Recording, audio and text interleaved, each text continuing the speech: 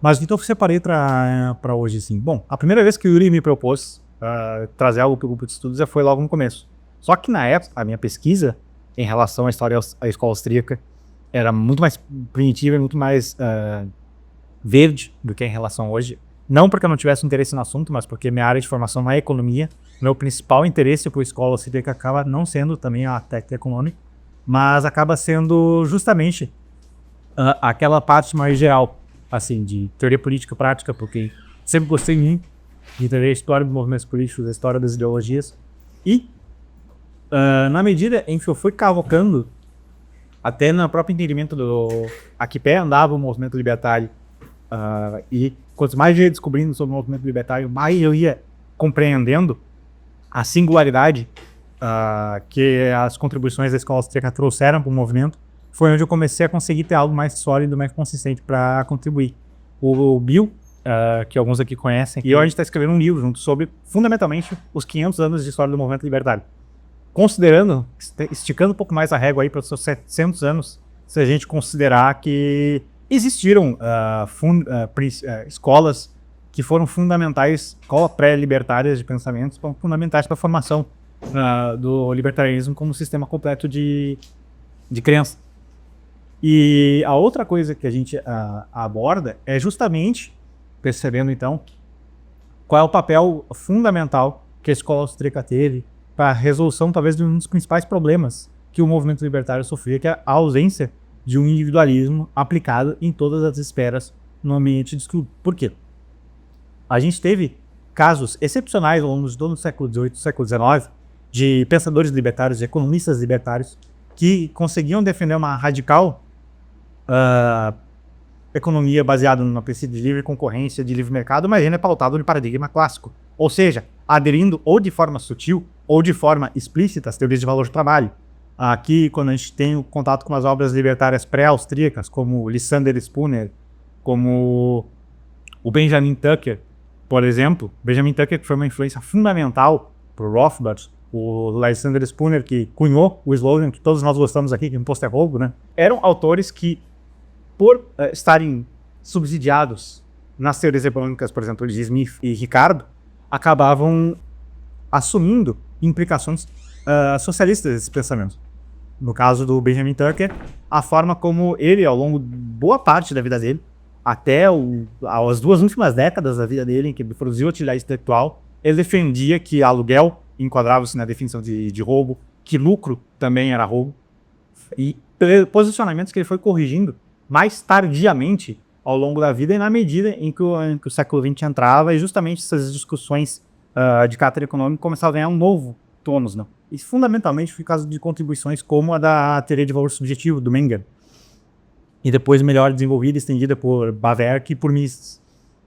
E então, basicamente, quando a gente está falando em o papel da escola austríaca dentro de um movimento maior, que é o libertarianismo, acho que vale a pena a gente primeiro definir o que é o libertarianismo, contar um pouco mais da sua história, para justamente a gente entender qual é a singularidade da contribuição da escola austríaca e por que ela é tão importante para nós e por que ela é fundamental para a gente ter o libertarianismo como um produto mais consistente do que ele é hoje, do que foi em qualquer outro momento do seu desenvolvimento, né? E também isso ajuda um pouco, agora na outra parte, esclarecer algumas questões fundamentais, que são muitas dúvidas que quem começa a estudar o libertarianismo e teoria libertária às vezes pode ter. Por quê? As pessoas às vezes se perguntam, anarcocapitalismo e minarquismo, de onde que vem, por que 2 escolas que discordam, tendo que elas estão dentro do mesmo termo guarda-chuva do termo libertário?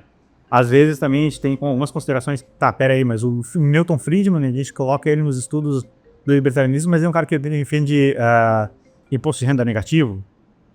Dentre outras questões, como é que a gente adere todo esse tipo de questões assim? Frequentemente, a gente está no caso da campanha do Milley, ele se define como liberal libertário, sabe? Essas coisas que meio que se perdem e se confundem. Quando você vai ver qualquer artigo na grande imprensa, alguma reportagem, como foi o caso do próprio Pondé na TV Cultura, falando que o libertarianismo é uma radicalização dos princípios do liberalismo do século XVIII e XIX. Não é bem assim, sabe? Quem passa tempo e convive, interage com liberais à moda MBL, com liberais à moda livre, sabe que tem uma diferença que a gente consegue identificar, que é estranho, porque eles têm um discurso familiar ao discurso do livre mercado, mas na hora de defender políticas práticas, eles defendem toda forma de distorção no mercado, seja para subsidiar absorvente, seja para subsidiar, no caso do Livres, seja agora com o programa do MBL de industrialização do Nordeste, que já resvala para aquele mesmo desenvolvimentismo do Ciro Gomes. Sabe? Então, como é que essas coisas conversam umas com as outras? E aí, quando a gente começa a entender um pouco da história do libertarianismo de maneira mais clara, a gente começa a responder algumas dessas interrogações que possam eventualmente aparecer, né? E por que causa esse tipo de estranhamento? E já começo com uma declaração que é: demorei para perceber, mas que a gente consegue depois entender muitas coisas. E primeiro, que libertários e liberais sempre foram dois movimentos que, embora conversassem, sempre foram movimentos que tiveram uma canela própria e são movimentos diferentes. O que define a diferença fundamental de um liberal para um libertário? O libertário toma como princípio a defesa radical da soberania do indivíduo. Um indivíduo que, portanto, por ter liberdade no âmbito metafísico, um indivíduo que também possui uma liberdade na ação política e na forma de se organizar socialmente. O liberal, você tem liberais que na psicologia e na epistemologia são deterministas, como é o caso, rejeitam a ideia de livre-arbítrio, mas que ainda defendem de alguma forma que a liberdade é um estado que satisfaz as necessidades da sociedade como um todo, e que por isso ela é desejável. Como é o caso, por exemplo, dos liberais franceses, como é o caso agora do Alexandre de Moraes se definindo como um liberal no direito. Na verdade, a gente vê que isso é coerente com o discurso liberal, não porque o liberalismo seja grandioso, mas isso justamente testemunha contra o liberalismo desde sua origem. E quando a gente vai mapeando e rastreando a história do libertarianismo, a gente percebe que justamente isso é uma coisa que acompanha a história de maneira cíclica desses dois movimentos. E para a gente trazer um pouquinho mais ao concreto, a gente pode traçar naquilo que o próprio Rothbard define como o primeiro movimento libertário organizado, que foram os Levelers na Inglaterra durante a Guerra Civil Inglesa. E quais são os atributos que definem esse movimento como torna o primeiro movimento libertário organizado? Primeiro que eles já, no contexto da Inglaterra do século XVII, eles estavam bem no contexto da Guerra Civil Inglesa, onde na escalada de autoritarismo por parte boa noite. Na escalada de autoritarismo da monarquia inglesa, que já estava sendo uma das pontas de lança para a formação do absolutismo moderno, cada vez mais apostava naquele mesmo tripé que todo estatista gosta, né? Que é aumento da taxação, aumento da aparato de censura e o crescimento de decisões arbitrárias. O que entrava muito nesse aspecto era a condenação a diversas heresias que batiam de frente contra a igreja anglicana. Já havia-se a Inglaterra separada da Igreja Católica, instituída sua igreja de caráter nacional e com extenso aparato repressor. E dentro desse contexto, vários diferentes grupos políticos, várias diferentes facções políticas começam a disputar o jogo na Inglaterra. Dentre elas, a gente começa a ter ali o Oliver Cromwell, que foi o equivalente na época ao Getúlio Vargas, digamos assim, em termos de sujeito republicano, aderindo às teorias do republicanismo romano, assim, agindo como um César, mesmo que em nome da soberania popular, em nome dos interesses populares, vai lá, instauram com uma ditadura militar e usa da legitimidade do povo, entre aspas, no âmbito do discurso, para reprimir as próprias liberdades civis. E você tem o surgimento de dois movimentos nesse meio tempo, que um deles é justamente os Levelers, que tinham todos os elementos fundamentais que a gente encontra nos movimentos libertários posteriores. O primeiro deles é uma defesa da liberdade de consciência, ou seja, uma terra que era conhecida por uma variedade imensa de heresias, e todas elas igualmente reprimidas pelo aparato estatal. Eles defendiam a liberdade de expressão irrestrita. Tanto é que alguns dos principais líderes dos Levelers, talvez o primeiro grande indivíduo libertário da era moderna foi o John Lilburn, cujo apelido político dele, em nome de propaganda dele, era o Freeborn John. Ele tem algumas histórias bastante icônicas que remarcam bem aquilo que é o temperamento que todo libertário conhece e se identifica. Que ele basicamente tem um período de exílio na Holanda. A Holanda, nessa época, em razão do próprio confesso também de ideias republicanas que surgiam lá, e ela ter sido o primeiro grande modelo que serviu de referência para os próprios ingleses e depois para os americanos de forma conjunta, acabava sendo um refúgio para esses exilados políticos da Inglaterra. E, naquela época, ele teve contato com alguns outros autores que ele achava suas teorias, assim, do ponto de vista teológico, absurdas, mas que uma vez que esses livros estavam sendo censurados, ele fazia questão de traficar esses livros para dentro da Inglaterra. E durante o seu processo de prisão e julgamento, ele foi condenado à tortura pública, assim, ser açoitado, E ele ficava, enquanto estava sendo castigado fisicamente, reclamando que era um absurdo, que aquele processo dele não seguia o devido processo legal. Então essa ideia de direito individual e de devido processo legal é a primeira marca inaugural da qual repousa essa ação prática libertária. E a segunda é de que ele não reconhecia o processo dele como continuaria fazendo do mesmo jeito. Tanto é que os censores ingleses, quando perguntam para ele onde é que ele poderia achar, onde é que ele tinha conseguido esses livros que ele estava dizendo para ficar na Inglaterra, te vira aí, qualquer esquina tu acha, sabe? Alguma resposta assim para realmente mostrar o total desdém dele por aquele aparato de censura. E alguns outros episódios, assim, nesse período em que ele tá na Carelli, ele se encontra com outras figuras que fecham outros aspectos. Ele tinha um espírito muito prático e essa noção de liberdade de consciência, essa grande contribuição em que ele traz. Já outras figuras como o Richard Overton, que é tão fundamental quanto ele para a organização desse primeiro movimento libertário, ele tem mais a linha de ter uma sofisticação tanto quanto teórica. Então ele tinha alguns tratados de teologia, do qual ele falava de se debruçava sobre a questão de mortalidade da alma. Ele partia daquela visão mais de observação direta, ele tinha uma epistemologia um pouco mais clara e que vai ser também fundamental para a rejeição do movimento libertário a discursos mirabolantes que tentam justificar alguma forma de poder corrupta em alguma nebulosidade, sejam os marxistas que repousam no progresso histórico, sejam a própria teocracia que repousa na vontade de Deus representada em seu governo na Terra. Eles rejeitam sempre essa característica e vai permear também a questão muito da base comportamental e da atitude libertária em relação à sua relação com o conhecimento, com as instituições, que é a ideia de confia na tua própria observação direta, confia no teu próprio bom senso. Aqui não está falando dos Levelers, nenhum deles era ateu. Alguns já foram acusados e processados pelo ateísmo, como Richard Overton, e o William Walton, mas eles mesmos eram de alguma vertente congregacionalista britânica, que depois vai repousar também, vai influenciar muito da cultura americana original. As razões que levam a gente ferir o livre-arbítrio é mais pautado, por exemplo, no caso de alguns autores como esse do Richard Overton, que depois vai se traduzir, por exemplo, ter similaridade com o Spooner, que era deísta, é a ideia de estabelecimento de uma ordem natural, não no sentido hoppiano, não no sentido hayekiano, mas no sentido de que existe uma identidade na natureza, independente da intervenção ou não de Deus no mundo, você tem uma realidade objetiva a ser cognoscível pela mente humana.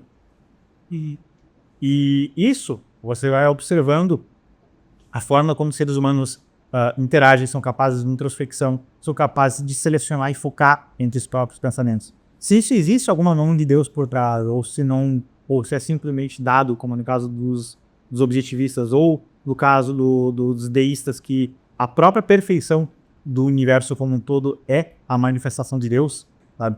Isso são diferentes perspectivas que unem os libertários nessa crença comum da eficácia do livre-arbítrio. Isso é fundamental. Por quê? Porque existem alguns deterministas que reivindicam o libertarismo como um político, mas rejeitam o princípio que rege o libertarismo. Primeiro é que numa sociedade onde o curso de ações é determinado, a propriedade nem faz sentido, porque você não tem uma explicativa mediante essa relação com a natureza. Tá. E a segunda é porque, uma vez que você não reconhece a necessidade do reasoning, da razão justamente como um método de resolução de conflitos, porque você não sequer reconhece a faculdade racional como algo realmente eficaz, a alternativa é usar a força. Entra o exemplo mais claro, sejam dos deterministas raciais, como o caso do nazismo, sejam os deterministas sócio-históricos, como os marxistas, a vontade de vida é solapada por quê? Porque a necessidade individual dele é secundária, terciária ou quaternária em relação à necessidade de atender aquele interesse histórico, como um sujeito histórico, sabe? Então, em nome da revolução do proletariado, dane-se a sua farmácia, dane-se os seus investimentos. Então, sobre o movimento libertário e os Levelers, em especial, essa primeira fase do movimento, a gente está tratando aqui só para deixar claro que o ponto de vista temporal. 1647 e 1648, até 1649, quando os Levelers lançam seu manifesto, concordando entre várias pautas. Dentre elas, a Fortifado Richard Overton, entra agora a contribuição de um terceiro elemento, que é o William Walton. Isso é o som da mesmo direto? O Richard Overton, que tem os argumentos mais da faculdade racional. O John Lilburn era o cara mais prático do Traficante de Vírus. E o William Alwyn, além de ter tratado de teologia, também era um cara que trabalhava na questão do aspecto moral. Ele tem um texto tratando da moralidade do livro, né, cara? Do livre comércio. Terceiro, você está falando aqui de 1649, 1650. E por que isso é importante? Porque mesmo sem qualquer amparo numa metodologia científica de entender, entender os elementos por trás da ação econômica, ele já tinha, do ponto de vista instintual, a defesa do livre comércio como algo moralmente bom. E isso vai ser esse evento marca, acho que a tonalidade daquilo que é a história do movimento libertário nos séculos posteriores.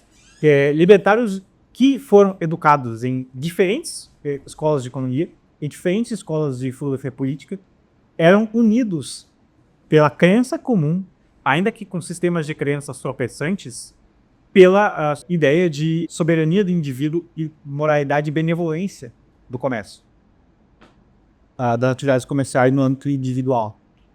E ao longo do século posterior, quando você tem o processo da colonização dos Estados Unidos, essas ideias começam a migrar para dentro dos Estados Unidos.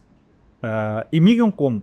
Agora entra o papel nocivo do liberalismo para a supressão de ideias libertárias na Inglaterra, das quais, muito atento a esse movimento, né, todos esses levels estavam dentro do novo exército modelo.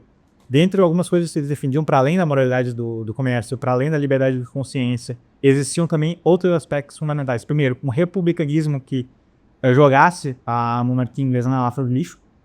Segundo, eles todos pertenciam ao novo exército modelo porque eles tinham essa vinculação contra a obrigatoriedade no alistamento militar na Inglaterra. Mas agora voltando ao aspecto fundamental, que é a abolição da monarquia na Inglaterra.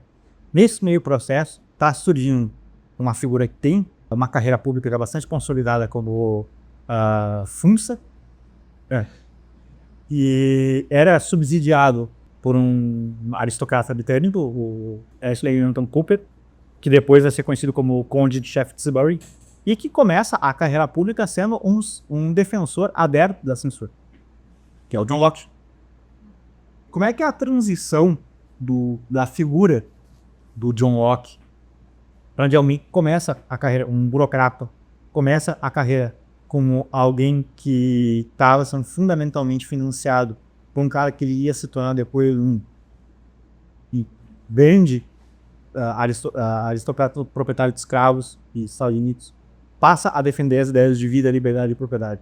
E que passa, não só isso, a ser associado como talvez o fundador dessas ideias e a maior influência pessoal nos fathers americanos, sendo que já existia um outro movimento que defendia isso de maneira muito mais consistente do que na Inglaterra. Ele vai tendo essa escalada dentro do aparato do establishment, segundo por ele ter um grande financiamento de aristocratas, dentre eles o Conde de Shaftesbury. Ele é um cara que navegava muito bem a política. Ele era um cara basicamente o equivalente aí do que ele fazia parte do círculo da época central da Inglaterra. E uma vez que o establishment identifica certa popularidade de certas ideias, quais são os instintos a fazer? Tentar proteger o status quo pasteurizando essas ideias. Algumas figuras como John Wideman, que era um dos últimos levelers lá na década de 50, talvez a expressão acadêmica mais radical, que a gente tem o Algernon Sidney, que era um concorrente do John Locke em termos de teorias do Villa, liberdade e propriedade no âmbito teórico, estavam começando a ter sua popularidade. Você tem, em resposta a todos esses eventos que quase culminaram a abolição das instituições feudais na Inglaterra, todo aquele esquemão do centrão político inglês que foi a Revolução Gloriosa, que serviu para instituir uma monarquia constitucionalista, apaziguar as relações entre forças da monarquia repressora inglesa, com essas demandas populares por livre mercado, essas demandas populares por abolição dos aparatos de censura, abolição das instituições que de fato exerciam um caráter repressor em torno da população inglesa. E a Revolução Gloriosa cumpre o caráter fundamental de ir promovendo o gradual silenciamento dessas figuras, porque elas se tornam o novo referencial desse modelo. A base de um aparato de censura prévio durante a Era da Restauração, um pouco depois da deposição do Cromwell, que prendeu e condenou Algernon Sidney, que era o maior nome republicano. Ele tinha uma postura de bem nos círculos de elite da Inglaterra, mas ele mesmo se rebelou violentamente contra esse modelo, de tal maneira que ele foi processado. E eu costumo brindar do ponto de vista interno, quando ele foi recebente de uma ação, chegaram e falaram pra ele, e aí, seu Sidney, tudo bom? Ele, não, tudo bom, nada. Ele, de fato, vai ser um grande continuista dessas ideias, ele vai ser uma figura importante porque ele também vai ser um ponto esquecido na história britânica e depois vai ser reabilitado pelos Founding Fathers, tanto uma figura tão importante quanto o John Locke para os ideários dos Founding Fathers. E isso é interessante, porque a gente está tratando de todo o século XVII e, em simultâneo, está acontecendo a colonização dos Estados Unidos. Em 1607, a formação das primeiras colônias da Virgínia, e durante a mesma década em que está tendo a rebelião dos Ibeards na Inglaterra, você começa a ter, por exemplo, uma figura que está em correspondência tanto com a Inglaterra quanto nos Estados Unidos, ali em Rhode Island e New Jersey, que era o Samuel Borton, que era um leveler em terras americanas, e que também causou um rebuliço e também causou mesmos problemas para o poder colonial inglês, quanto os levelers estavam causando sua terra natal. E nós temos, aí já no final do processo da Revolução Gloriosa, a formação de dois núcleos de colonização americana. Um deles, por exemplo, era o Algernon Sidney ajudando o William Penn na Constituição da Pensilvânia e ficando furioso com o William Penn pela própria incapacidade dele de avançar agendas libertárias. Por exemplo, William Penn tentava fazer uma conciliação com alguns proprietários de escravos na Pensilvânia. E isso deixou o Sidney tão furioso e tem documentos das cartas privadas em que ele simplesmente rompeu as amizades dos índios com o William Penn.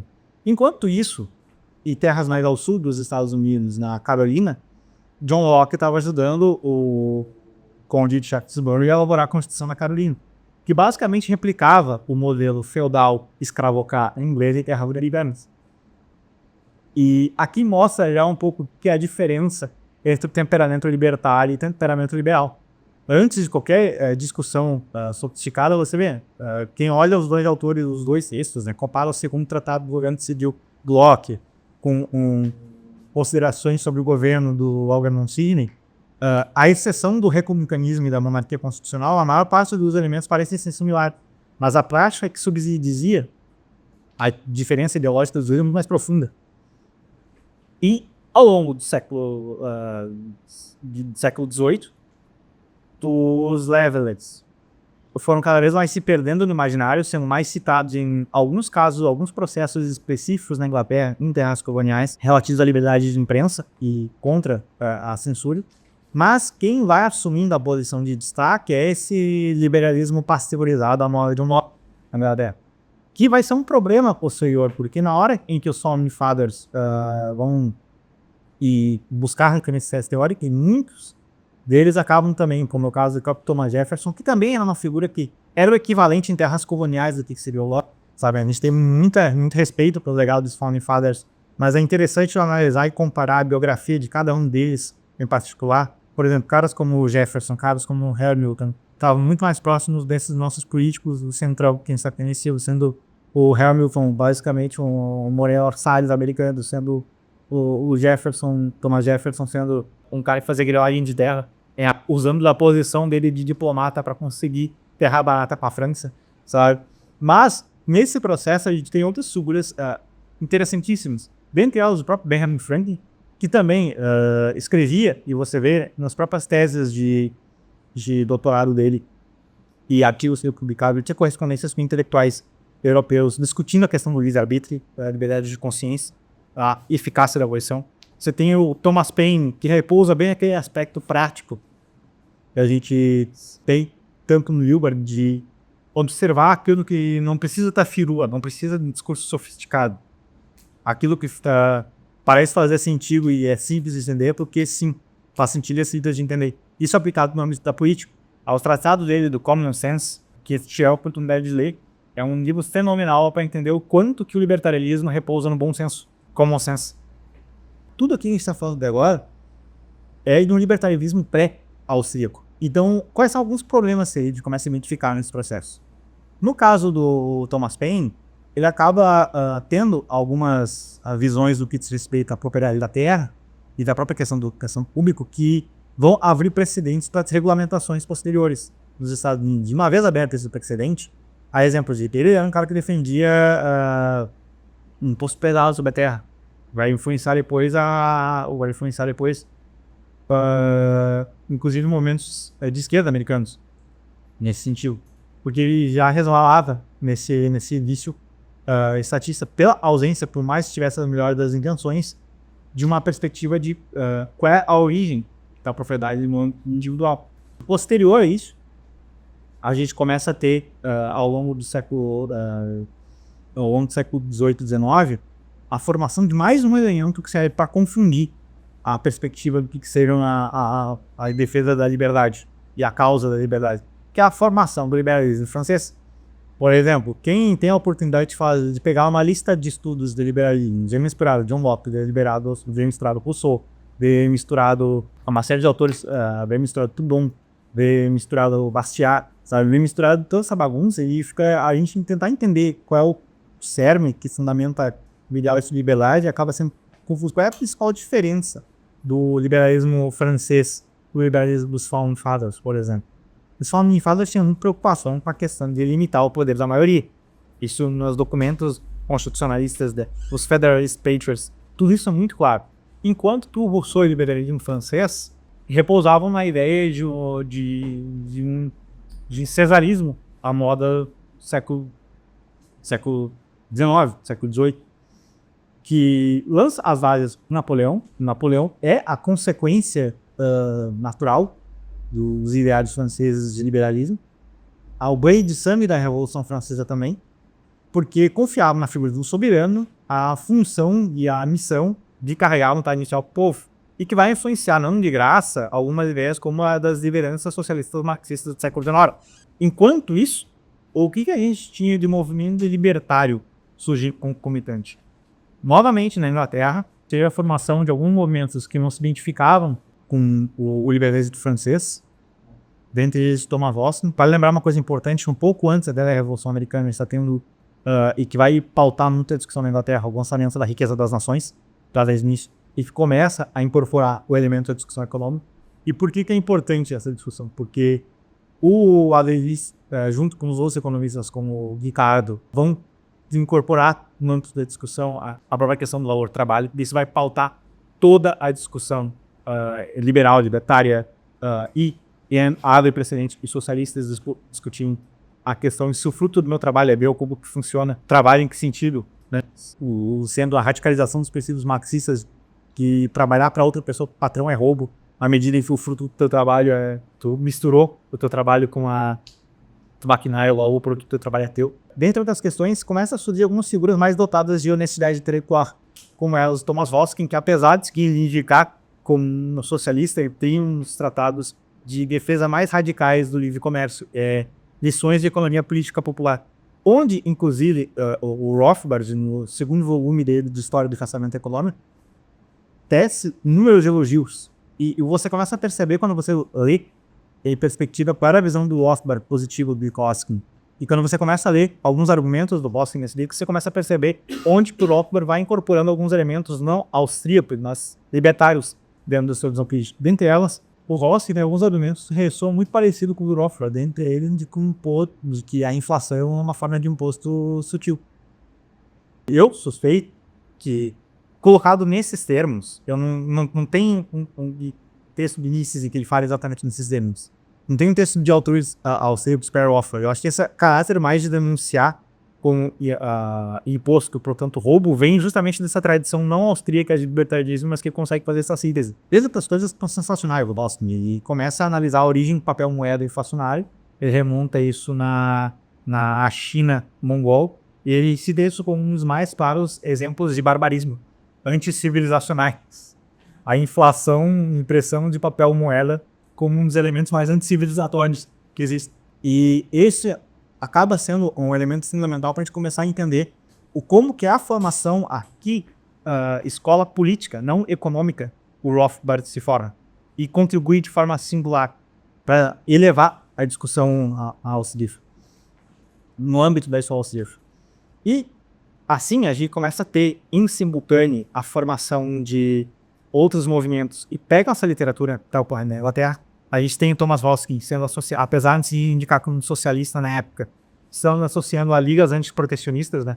A liga, porque em 1815 a Inglaterra estava fazendo leis de protecionistas de taxação do milho, e economistas liberais ingleses de uma escola liberal interessante de se estudar, que é o liberalismo de Manchester, começaram a formar movimento tanto intelectual quanto dentro do Congresso, do parlamento inglês, para barrar essas leis protecionistas. Um dos intelectuais mais veementemente atuantes foi justamente o Thomas Wolski. E nisso que ele começa a se integrar com outros intelectuais ingleses, como Herbert Spencer, que assume, como muitos libertários, é vítima de uma extrema má vontade interpretativa de parte do mainstream. Sabe? Você vai pesquisar o que fala-se a respeito do Herbert Spencer, um determinado eugenista, um defensor de darwinismo social. Só falta dizer que era a própria influência. Só falta dizer não. Já tentaram extensas matérias e livros associando Herbert Spencer ao terror nazistas, sendo que ele era um libertário. Sabe? Do mesmo jeito que a falácia grotesca de que a gente quer ter o direito de sair vendendo nossos bebês para canibais, o Spencer já foi talvez o primeiro grande vítima desse tipo de celer argumentativo. E por que a figura do Spencer é tão importante? Porque, primeiro, ela é uma influência por Rothbard na visão de organização política dele. Um dos textos mais icônicos do Herbert Spencer é o Direito de Ignorar o Estado, em que fala de resistência pacífica, de resistência à tirania, de que lei imbecil e arbitrária a gente ignora, e ele vai ser uma influência fundamental para uma ampla escola de libertários no século XIX, tanto no território inglês quanto no território americano. Dentre eles, alguns nomes: o próprio Benjamin Tucker, toda a revista Liberty, o Victor Yarros, que é um russo que foge da ditadura russa e migrado para os Estados Unidos no século XIX, interage com libertários lá. E a gente vê que a história é cíclica, porque tem uma história muito similar a Rand, de Sitio. Basicamente, toda a revista Liberty, que foi o maior periódico libertário americano no século XIX, era influenciado pelo Herbert Spencer, replicava os textos cancerianos nos Estados Unidos. E disso a gente tem algumas telas. Por quê? Porque esse é um momento em que você começa a ter cada vez mais a identificação por parte desses libertários do século XIX, que tentaram entrosar no primeiro momento com a Associação Internacional dos Trabalhadores, que foi a primeira internacional socialista. Por quê? Porque eles entendiam que aceitava aquela definição geral de que se capitalismo é essa coisa que a gente diz, que é uma mistura de empresariado e de intervenção do Estado, então eu não sou capitalista. Isso é um movimento que vai permear vai ser um problema que vai permear todo o movimento libertário ao longo do século XIX.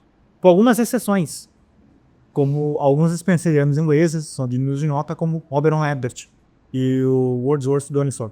O Oberon Herbert é uma coisa interessantíssima, porque enquanto esses libertários americanos se reivinditavam como socialistas, eles nutriam uma profunda admiração pelo Herbert explícita. E eles falam assim: você é um estatista, que você só se diz estatista no nome, você no fundo é um anarquista em tudo menos no nome. E ele ficava nesse volte-volta. Não, vocês é que são republicanos, menos no nome do não perceberam isso. Ficava esse bate-volta, que na verdade mostram que a diferença era puramente semântica. A primeira vez que o termo libertário é cunhado, de fato, em 1789, por um ex-defensor da Revolução Americana, que era William Belsen, num texto chamado Sobre a Liberdade e a Universidade, onde ele aponta várias escolas de pensamento, o conceito entre libertários deterministas na questão do livre-arbítrio, e ele não chega a explorar com muita expansão de raciocínio, mas que existiam implicações políticas em se defender ou o livre-arbítrio ou o determinismo. Isso vai ser importante como uma figura spenceriana que a gente vai tratar no começo do século XX, mas eu vou deixar para daqui a pouquinho. Que é talvez um dos meus libertários pré-austríacos favoritos, que é o Charles Spradlin. Então você começa a tendo essas correspondências, e está acontecendo ao longo do século XIX, na segunda metade do século XIX, a Guerra Civil Americana, a Guerra da Secessão. E isso vai ser um marco divisor.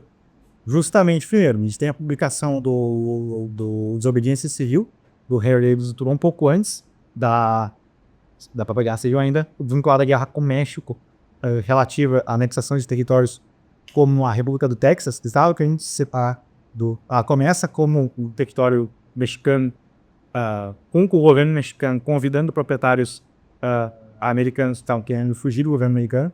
E aqui não é aquela fuga bela e imoral de evasão de taxação, não. É porque a divisão entre Norte e Sul tinha uma disputa de formação de territórios entre os escravos. Tinha tido o Acordo de Missouri de 1819, onde estabelecia que para cada território escravocrata que tinha que surgir um estado livre, e os proprietários escravocratas do Sul não queriam mais obedecer ao americano, queriam obedecer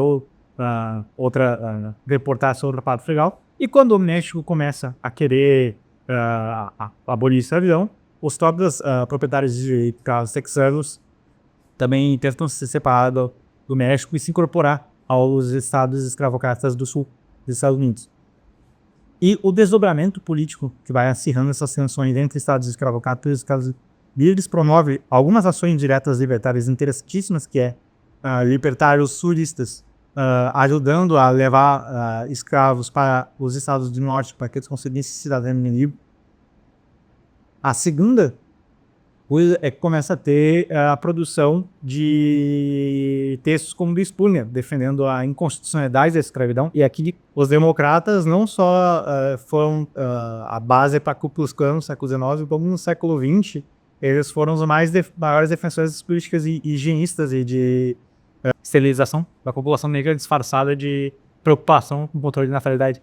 Apaga-se a contribuição dos libertários para a abolição da escravidão. E eles foram peça fundamental. E Spurgeon defendia a formação de milícias anti-escravocratas. Tinha um plano para a libertação de escravos. E o outro aspecto também é apontar que a origem, eu acho que o Yuri já fez a palestra do Terceiro Reich, né? A origem do caráter e aqui escola de pensamento o nacional-socialismo se repousar. Eu não peguei tanta parte teórica, né? Foquei mais na parte prática. Só fazendo um pequeno parênteses, então, que, assim, uma das coisas que a gente acaba se perdendo, assim, nessa discussão, é que o nazismo tinha um discurso que era moralmente conservador, mas defendia uma economia socialista. Né? Como é que é isso? Como é que é esse paradoxo? De fato, esse foi um movimento real. Porque o socialismo é uma instituição que antecede a esquerda. O socialismo é uma instituição fundamentalmente alemã. Então, a tal da direita alemã, até hoje, se você vê ali o Alternative für Deutschland, ele tem um que outro gato pingado que seria o libertarismo, mas você tem um pessoal que defende a Seguridade Social, a intensificação da Seguridade Social. E o movimento alemão isso era uma coisa que era bem documentada. O próprio Marx, no século XIX, o Engels, quando eles fazem os panfletos vinculados ao Manifesto Comunista, dentro das suas cunhas, eles endereçam a outras escolas de pensamento socialista, das quais eles criticavam. Uma delas era o socialismo pequeno burguês, que era o socialismo do Proudhon, por os marxistas posteriores começaram a chamar de anarquismo capitalista. E uma outra vertente das quais eles batiam, que era o que eles chamavam de socialismo reacionário alemão, ou socialismo alemão, que era a escola de Schmoller, do qual o Menger destruiu o Schmoller no debate, mas tendo justamente nessa ideia de economia planejada, e que vai ser defendida na época por autores como deixa eu me lembrar, Rodbertus, que foi a base fundamental para essa ideia de economia e de um socialismo nacionalista alemão. Então, mesmo que fosse assim, um socialismo mais de caráter progressista, como no caso do marxismo, ainda era uma vertente socialista. Isso era amplamente documentado pelas próprias fontes marxistas até o começo daquela pataquada que a União Soviética começou a fazer, de que o fascismo era uma ferramenta dos grandes capitalistas alemães e italianos para defender os interesses do capital. Sabe? Isso era uma coisa que eles falam isso da própria restauração do capitalismo, falam isso da própria burocracia soviética.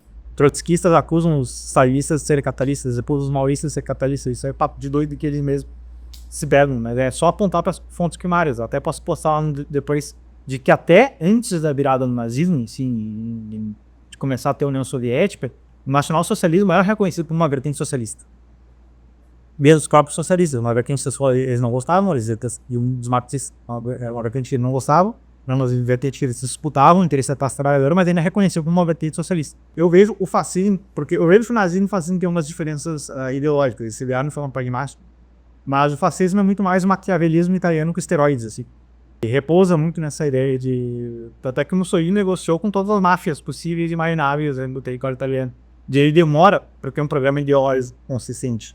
Aquilo ali é a filosofia do... O fascismo, de fato, ele é mais esvaziado ideologicamente nesse sentido, porque ele foi mais o Mussolini tentando... Bem, é o retorno da ideologia socialista, basicamente. Nunca deixou de existir na Itália, sabe? E a gente vê isso soando na própria unificação na Itália, com o surgimento no final do século XIX, que foi basicamente a versão beta do fascismo sendo lançado, né, do protótipo do fascismo sendo lançado, ao passo que o nazismo já tem essa visão de uma ideia mais mística, de movido de uma raça germânica para a terra, de o socialismo sendo uma instituição de origem alemã, porque você tinha o comunitarismo cantonês medieval. Os próprios teóricos do nazismo repousam muito nessa ideia de um socialismo medieval, dos quais os camponeses e aristocratas compartilhavam de forma comum e se repousava na documentação jurídica de que, ao contrário de terras como a França, como a Itália, como a própria Inglaterra, que já estava acelerando as relações capitalistas e apostava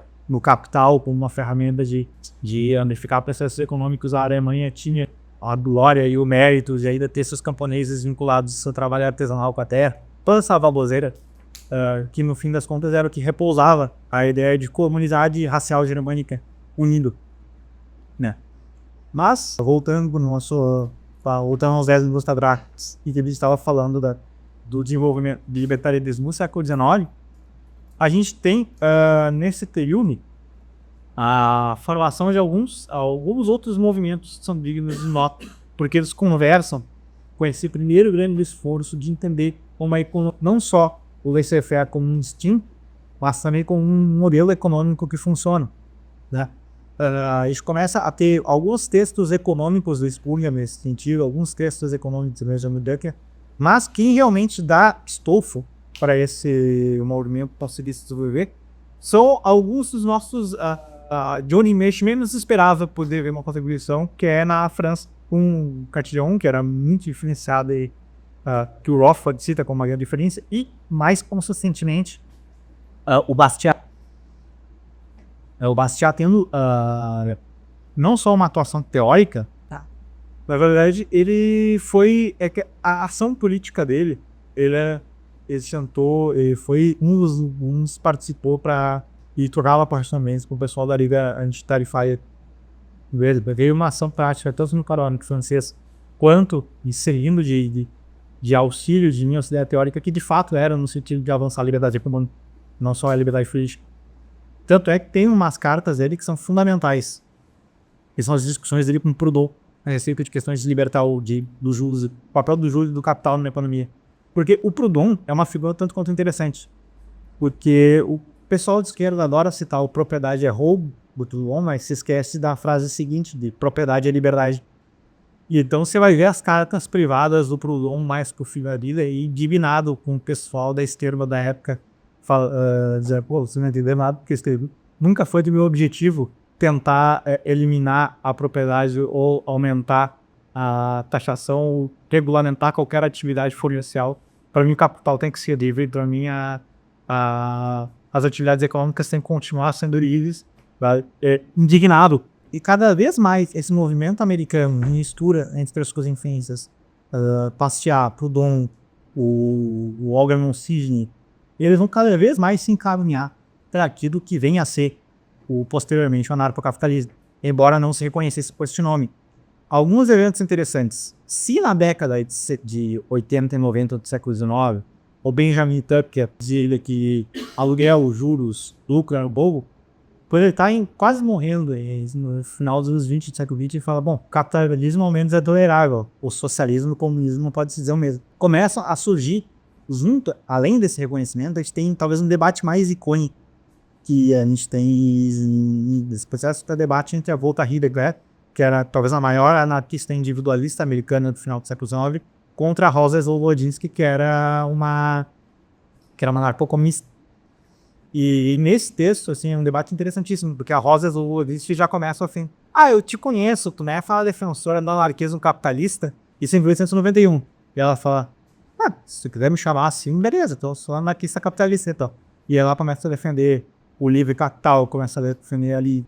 Então ela começa a descascar cada ponto apresentado pelo anarquista comunista, que já marca ali que eu considero que é a primeira vez em que seria alguém defendendo o que é o anarcocapitalismo, embora não fosse ainda com este nome de forma consistente. É a primeira aparição dele, é a primeira vez que alguém se aceita como tal e que defende os princípios fundamentais nesse sentido. A segunda coisa que começa a marcar cada vez mais é o deslocamento gradual de mutualistas, que eram escolados na teoria do Bourbon, defendendo o papel de empresário e do capital na economia mutualista. Dentre eles, duas figuras fundamentais. Uma delas é o Clarence Schwartz, que tem um livro chamado O que é Mutualismo, onde ele basicamente já defende os fundamentos de uma economia livre em todos os setores. Ele critica o intervencionismo, ele critica a economia de guerra da Primeira Guerra Mundial, ele critica as alternativas socialistas e defende de forma explícita de que uma sociedade mutualista, uma sociedade libertária, ao contrário do que os velhos mutualistas diziam, haveria espaço para o capital e haveria espaço para o empresário da atividade produtiva. No aluguel também. Então ele, pela primeira vez, é o primeiro desse libertarianismo mais anarquista de fato, que reconhece esses três pilares como parte de uma economia produtiva e não como atividades exploratórias como eram os rivalistas anteriores, os anarquistas anteriores. Então ele marca essa cisão com aquele anarquismo mais tradicional que via essas atividades como indissociáveis do estatismo. Isso é interessante porque junto a isso a gente tem o Clarence Schwartz e ele, né, e o Charles C. Spradlin, que é um autor libertário favorito, que é basicamente... e aí você começa a ver onde é que as influências vão surgindo, né? Porque muito do que a Rand escreveu é fundamentalmente um copy and paste dessa escola do anarquismo de egoísmo racional do Charles Spradlin, dos Stoicistas do século XIX, e ela simplesmente não olhou bem para ele em relação a isso, assim. E você vê as revistas anarquistas individualistas que defendiam o egoísmo racional, tu é de tudo proto-objetismo. Todos em indústrias assim, chats. Mas, feito esse parênteses, o que a gente tem de interessante nesse processo? Que os dois fundam a Liga Libertária em 1922.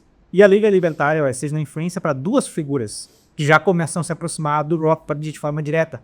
Uma delas é o Albert J. Nock, que escreve o nosso livro Estado, que é um livro fundamental para a conversão do Rothbard ao anarquismo.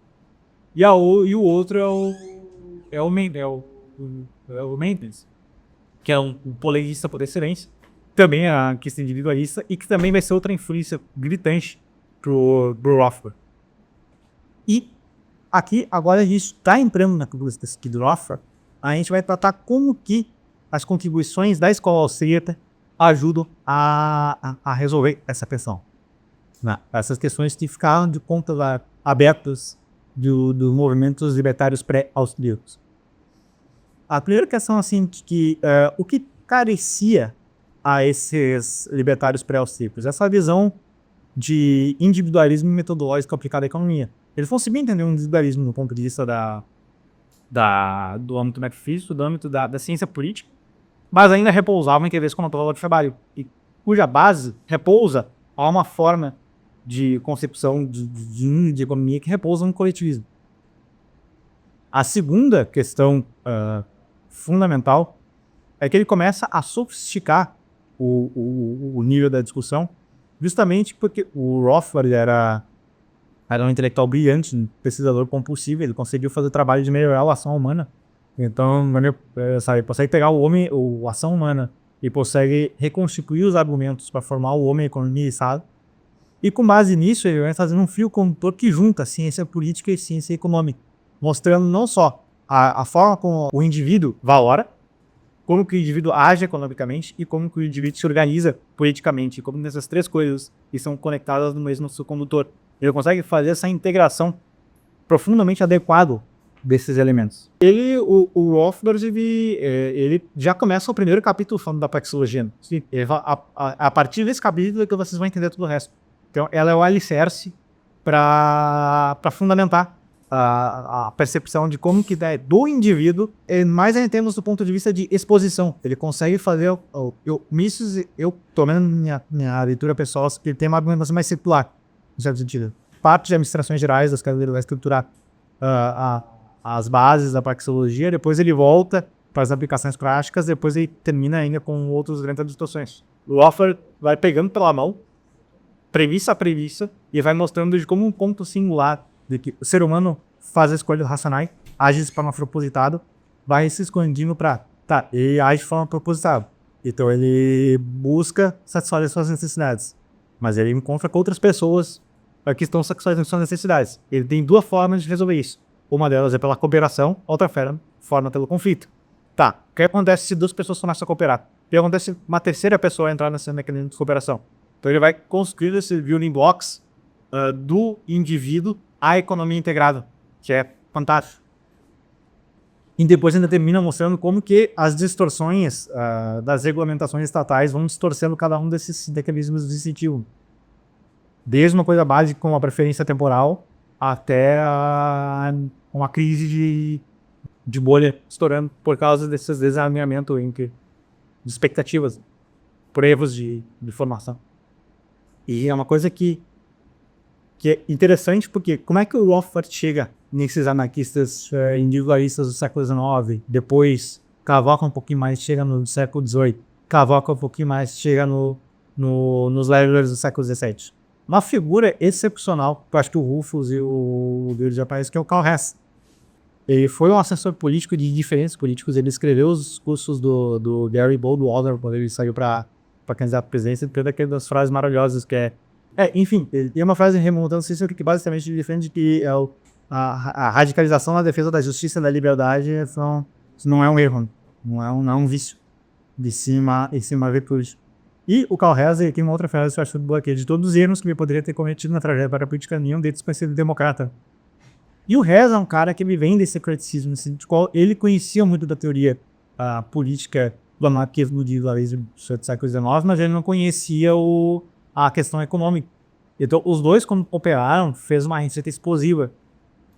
Tanto é que o primeiro a cunhar o termo anarcocapitalismo antes do Rothbard, assim, de maneira consistente, não só em resposta a uma provocação do esquerdista, foi o Karl Hess. Na entrevista dele a Playboy, chamada A Morte da Política. O Rothbard e o Hess, nesse momento de cooperação, então eles têm uma atividade de produção intelectual imensa. E o que é interessante? Porque até o momento presente, qual era a literatura política de Fausti? A primeira delas era aí onde o próprio princípios de economia, por isso do Neil tratava a defesa como uma consequência, né, da visão econômica dele, a defesa do liberalismo político. O Bawerk, ao criticar o marxismo, aponta as inconsistências do marxismo ali, mas nada que fosse um modelo efetivamente afirmativo de qual é um modelo político que se encaixa com a defesa do livre mercado na economia. Quem vai fazer isso de maneira mais clara pela primeira vez na escola austríaca vai ser o Mises com o liberalismo. Um panfleto simples onde ele expõe esses princípios. E qual é a genialidade do Rothbard? De por que é a síntese anarquista? E do Rothbard, no que ele tem contato com o Hess, ele consegue fazer essa busca bibliográfica. E até você vê que a escola austríaca não combina com o liberalismo, não combina com o MBL, combina de fato com o movimento libertário em seus 500 anos de história. Mas o Rothbard, ele faz esse trabalho de a cada década, identificando com mais consistência até chegar no primeiro movimento libertário organizado, e ele consegue perceber esse fio condutor que o liberalismo. Embora ele ensina como o libertarismo, como a filosofia da não-agressão, né? Eu volto à definição do Spreading, que é essa definição de identificar a liberdade de ação, de pensamento e, portanto, a liberdade política. Mas, enfim, a contribuição do Rothbard acaba sendo, primeiro, em conseguir juntar as duas coisas, sabe? Perceber que a escola austríaca e as implicações últimas da escola austríaca levam à defesa não de um liberalismo moderado. Toda vez que alguém tenta fazer isso, acaba dando problemas, sabe? O Paulo Guedes falando que o maior livro que já leu foi a Ação Humana, mas vai lá e defende a taxação Pix, tá? Defende a criação de reserva de mercado da Shopee. Então, essa identificação de que a junção de uma escola que já defendia, de uma tradição de financiamento que já defendia a radicalização da liberdade individual, mas às vezes sem uma consistência completa, sem o desenvolvimento completo dessas ideias na economia, e, por outro lado, na escola de economia, que ia conseguir identificar esse princípio funcionando na economia, mas que às vezes carecia de uma defesa disso consistentemente na política, o Lopetegui faz juntas das coisas e amarra o produto bem completinho. Mário Ferreira dos Santos, ele foi quase que uma anomalia na história do pensamento brasileiro, uma anomalia positiva.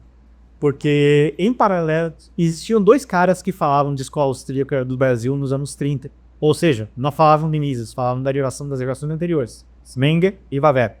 Um deles era o Eugênio Boudin, que é o que dá um nome à Faculdade de Economia da CBO do Rio, que foi um dos caras que estruturou os cursos de economia na escola no Brasil, fora dos conselhos técnicos de economia, onde, qual é a situação para ele? Se estudava economia no Brasil, para você ser mais um burocrata. Essa é a discussão dos conselhos técnicos de economia. Para você ser o mesmo, e nas instituições que ela surgiu nos anos 30, desenvolvimentismo, fundamentalmente. Para você se tornar um positivista desenvolvimentista. É isso que servia. Eugênio Boudin era um engenheiro, ele nem era economista de formação, mas que tinha muito contato com as obras do exterior, decide aprender de forma autodidata dessas coisas e estruturar um curso de economia alheio a essa formação de conselhos técnicos de economia.